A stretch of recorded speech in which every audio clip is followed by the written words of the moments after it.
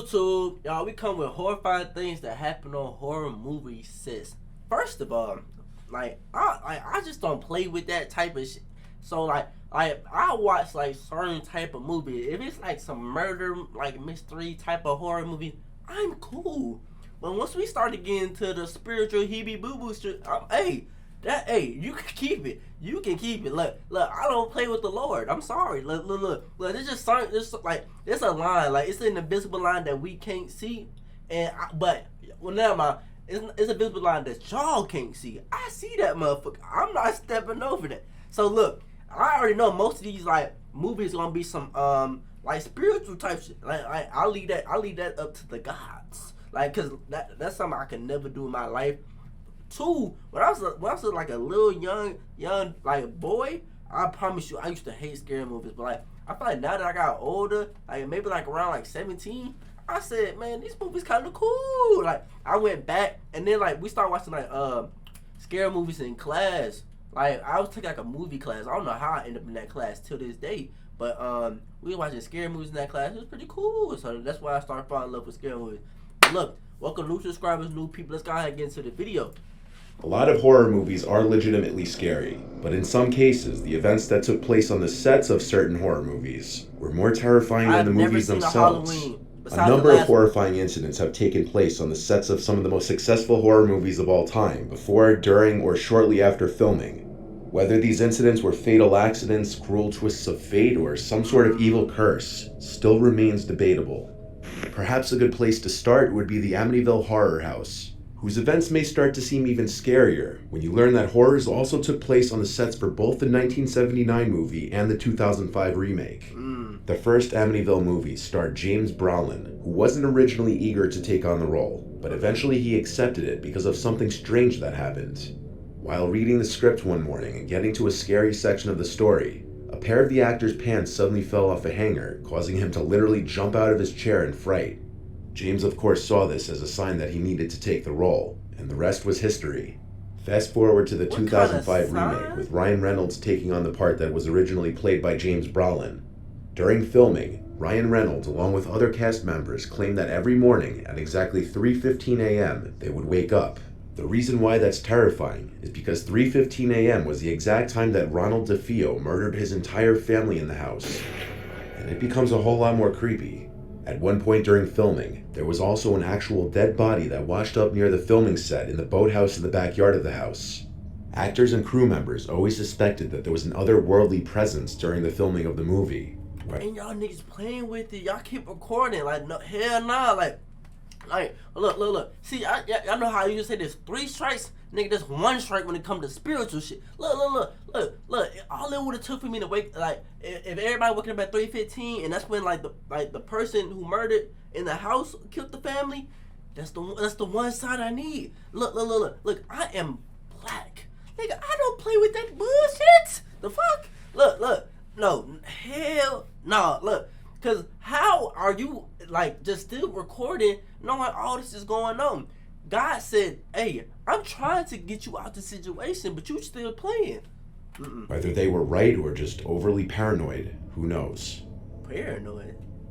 The 2012 film The Possession is an unconventional horror movie that involves rabbis, Judaism, and a cursed Jewish relic called Dybbuk box that attaches itself to a young girl.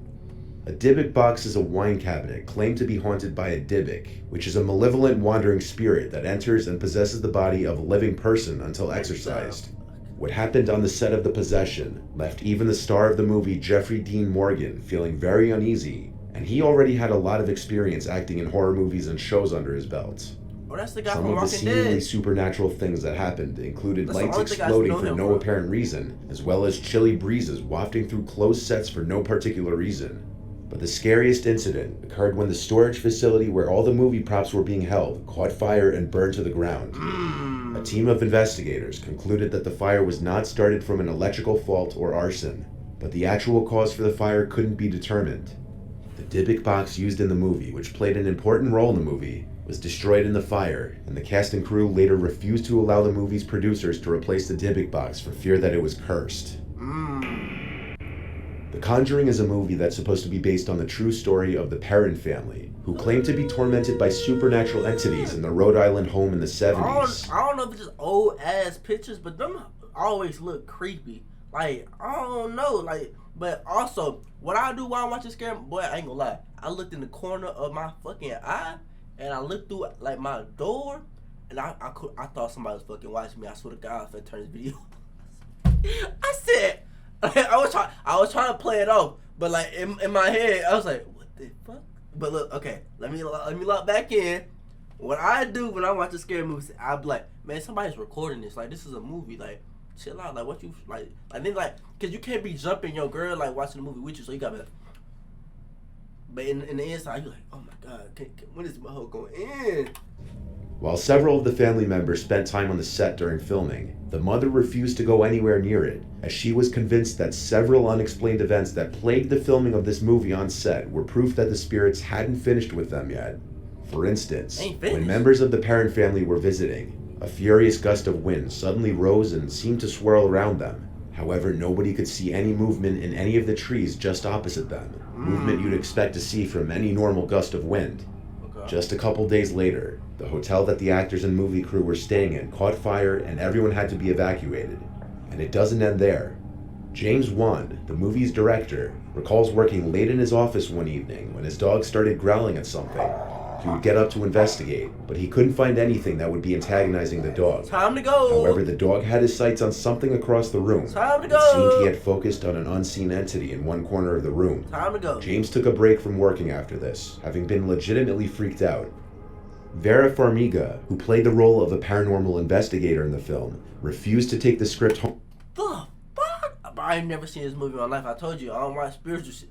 What the actual hell is this? What scene is this from? Boy, what the... Oh my God, there's no way this is a lady. There's no way. Her feet look like just like mine. Boy, what the fuck? Oh my God. Her fucking heel is huge. Jesus Christ. Got man toes. What the fuck? And you don't feel the warmth of them toes on the back of your neck, sir? Home with her, as she said it made her feel uneasy. She also couldn't read it at night because she became paralyzed by fear whenever she tried.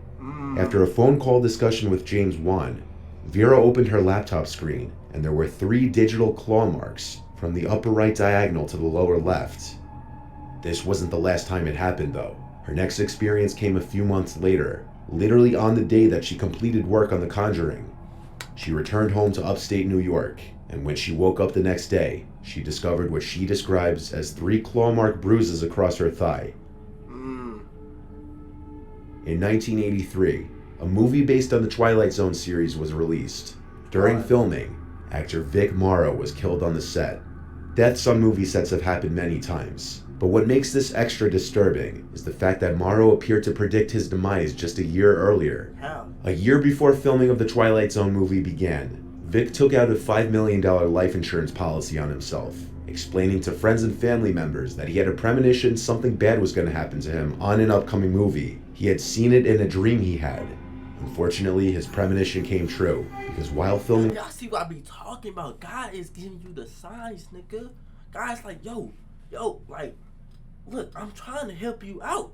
You just keep, like, in my mind, like, I'm not saying you supposed to react to fear, but I'm taking mental note. Like, I'm not, like, dreams, like, to me, I don't know about y'all, I don't know how y'all look at dreams, but dreams to me are a sign, like, of anything. Like, if I say, like, somebody talk to me in a dream, I make sure when I wake up, I take note of what they said, where I'm at, like, stuff like that. Like, but I don't really have dreams too often, so, you feel me? A scene involving a helicopter for the Twilight Zone, the helicopter crashed and decapitated him. 2 child actors were also killed in the accident, which prompted a lengthy investigation and court case. It was later revealed in court that the movie's concept artist unintentionally drew an identical image in his sketches to what actually happened, a burned-out helicopter in the middle of a river, essentially foreshadowing the accident. The accident led to civil and criminal action against the filmmakers, which lasted nearly a decade. One of the children's fathers testified that he heard John Landis, the director, instructing the helicopter to fly lower. All 4 parents testified that they were never told that there would be helicopters or explosives on set, and they had been assured that there would be no danger, only a lot of noise. John Landis and 4 other crew members would be found not guilty on the 3 charges of manslaughter, having been the first time a director was charged due to a fatality on a film set. The 1976 film The Omen is another horror classic following the tale of a young boy named Damien Thorne, who was replaced at birth by his father, unbeknownst to his wife, after their biological child died shortly after birth. As a series of mysterious events and violent deaths occur around the family and Damien enters childhood, they come to learn he's in fact the Antichrist. The film almost wasn't going to be completed due to an alleged curse that surrounded filming of the movie. So many horrible things happened on the set of The Omen that it can be comparable to the amount of bad things to happen in the movie. The tragedies began with the son of the lead actor Gregory Peck taking his own life as soon as filming began. Damn. The next incident was when a crew member suffered major injuries after getting into a car accident while driving to the set. But the tragedies didn't stop there. The scriptwriter's airplane was struck by lightning en route to the film's location. Dang. And if that weren't enough, an airplane in which Gregory Peck and the movie's executive producer were traveling in was also struck by lightning in a separate incident. Harvey Bernhard, the producer, was on location in Rome when he was almost hit by a bolt of lightning himself, and believe it or not, the horrible luck involving airplanes continued, and it got much worse. One day, the crew had decided to use a private airplane to get from one film location to the other. However, just after the plane took off with a number of the crew on board, something went wrong and the plane went down, crashing into a road and hitting a car, which then crashed at a high speed into another vehicle. All 11 people involved in the accident were killed. Another tragic. Like, you would think they would get the sign, lightning don't strike in the same place twice. I think that's a saying or a quote. Nigga, it struck twice and you still getting on planes. Stop the recording. Simple. Death associated with the movie set was that of Liz Moore. John Richardson, the Omen special effects expert, was driving through the Netherlands with Liz Moore when they were involved in a terrible car accident. Richardson escaped with very minor injuries, but Moore's head was completely severed when a tire smashed into their vehicle. This incident was eerily reminiscent of a scene in The Omen, in which the character Keith Jennings, investigating Damien's supernatural origins, is decapitated by a sheet of glass that comes loose from a vehicle on a construction site. Richardson later reported that just before the crash, he passed a road sign that read Omen, 66.6 kilometers. Make of that what you will. Nigga, what you mean make it with that? Nigga, it's right there. It's right there. What? Make with that? What? Man, it's right here. Talking about make it. But there's no denying that it's not too far off to speculate that the production of The Omen may have been cursed. That, or it was all just an outrageous coincidence.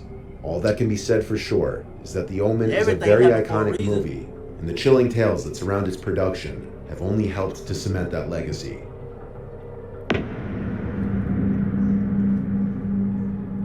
The fuck? What? Like, what's that?